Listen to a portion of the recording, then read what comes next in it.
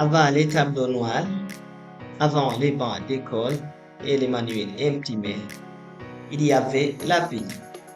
Et la vie enseignée. Dans un monde sans salle de classe, l'expérience était le maître. Et la nature, le premier livre jamais ouvert par l'humanité. On n'apprenait pas pour des notes, on apprenait pour survivre, pour comprendre et pour transmettre. N'oubliez pas de vous abonner, aimer la vidéo, partager aux autres et laisser vos commentaires pour que vous ne puissiez pas rater les prochaines vidéos. Dans ce documentaire, nous vous invitons à un voyage dans le passé. Avant l'école, à l'époque où le savoir émergeait des gestes, de l'observation et de la parole des anciens. Moi aussi, je me suis posé cette question. Comment nos ancêtres apprenaient-ils sans école? Était-ce possible d'être savant sans jamais avoir été en classe? Ce documentaire est une quête de réponses, une exploration des racines oubliées de la connaissance humaine. Entamons la première notion, à rapport avec l'apprentissage avant l'école. Comment les peuples apprenaient avant l'école? Ou l'expérience comme fondement. Dans les sociétés premières, l'enfant n'allait pas à l'école. Il suivit son père à la chasse, sa mère dans les champs. Il observait, imitait et répétait. Chaque geste devenait une leçon et chaque erreur un enseignement. Dans l'Afrique traditionnelle, les contes, les proverbes, les rituels de passage étaient des outils pédagogiques puissants. En Asie, les jeunes apprenaient par la méditation, l'imitation du maître. En Amérique colombienne, les aînés guidaient les jeunes à travers les traditions orales. Chez mes ancêtres aussi, la parole des anciens valait 1000 livres.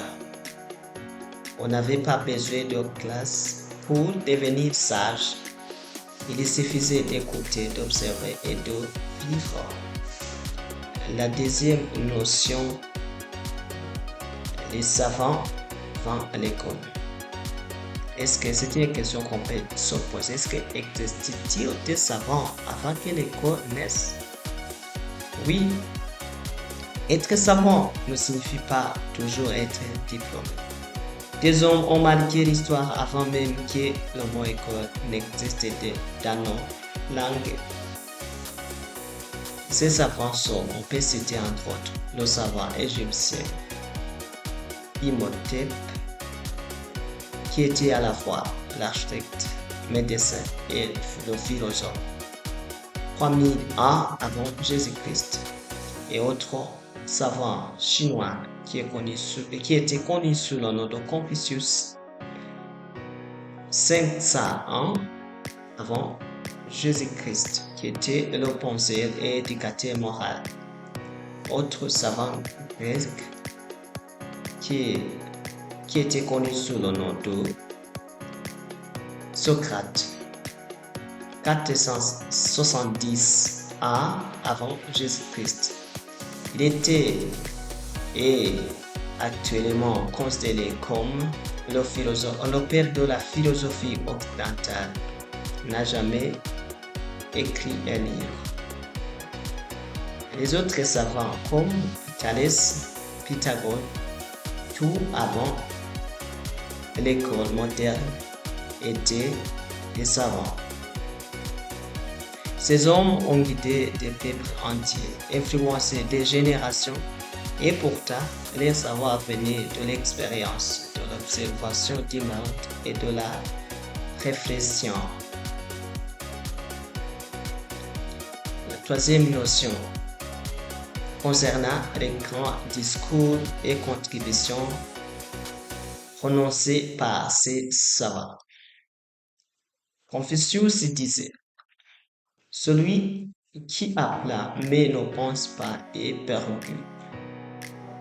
Celui qui pense mais n'apprend pas est en grand danger. Il y voyait déjà l'équilibre fragile entre connaissance et sagesse. Socrate disait, connais-toi toi-même. Et quelques proverbes africains. Lorsque un vieillard meurt, c'est une bibliothèque qui brûle. L'enseignement se faisait par la parole, l'exemple et la répétition. Ces phrases me touchent car elles rappellent une époque où le savoir était vécu, non stocké, où l'on apprenait pour comprendre la vie, pas pour réussir un examen. Voici les avantages et les inconvénients de l'apprentissage avant l'école ou à l'époque où le savoir naissait de l'expérience. Les premiers avantages. Le savoir pratique est immédiat. L'apprentissage était directement lié à la vie réelle, agriculture, chasse, artisanat, survie. Pas de savoir théorique inutile. Deuxième avantage, transmission orale et collective. Le savoir a été partagé dans la communauté à travers les anciens, les contes et les proverbes. Cela a renforcé les liens sociaux et culturels.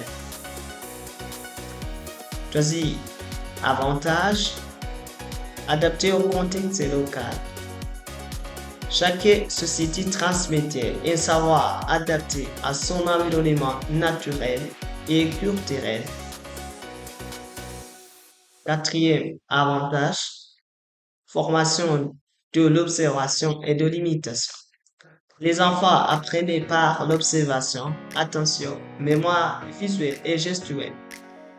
Cinquième avantage, le respect des anciens. L'expérience était valorisée. Les aînés étaient considérés comme des détenteurs de la sagesse. Les inconvénients. Avant l'école, où le savoir naissait de l'expérience. Premier inconvénient, l'absence de formalisation du savoir. Pas de livre ni de méthodes standardisées, donc le savoir était difficile à transmettre à grande échelle.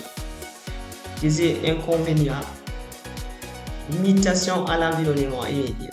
Peu ou pas d'ouverture aux autres cultures ou savoir extérieur. Troisième inconvénient, perte du savoir avec le temps. Si l'ancien meurt sans transmettre, le savoir disparaît. Pas d'évolution rapide du savoir. Difficulté à innover ou à théoriser les découvertes, contrairement aux sciences modernes.